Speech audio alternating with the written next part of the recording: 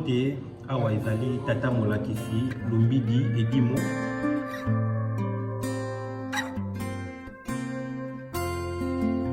Et toyekola ezali eteyelo kasi eteyelo lokola biteyelo nyonso te oyo tomonaka na inguma ya Congo. Ezali eteyelo oyo na kati wapi te toyekolaka bobiso ya biso, bobiso oyo boni bobengi bongo culture na français. Toyekolaka banzebi na biso ya Congo na minoko ya Congo. Toi, j'aurais un mot simplement.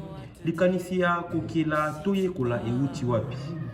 Tovandi tomoni mingi na lolenge nini biteyelo oyo ebele batia na mboka na biso awa na Congo, biteyelo babengaka ba école du type occidental. Ndenge nini ezali koboma bobiso na biso. Balingi te bana baloba minoko na biso, balingi te balakisa bana histoire lisolo ya biso ya mboka ya solo, bazali kolakisa bana makambo ebele kasi oyo eza ya libanda ya biso moko bazoyeba te. Yango tokoma na suka omona mwana atangi kelasi mingi, mboka na ye moko ayebi yango te, nzinga ya mboka na ye ayebi yango te, e azoyeba kutu te likambo nini akoki kosala po azala likabo mpona mboka na ye moko.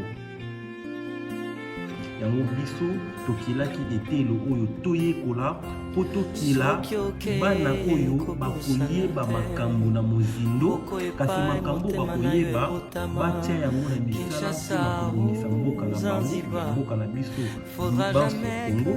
Yango wana nde tokilaki etelo oyo toyekola.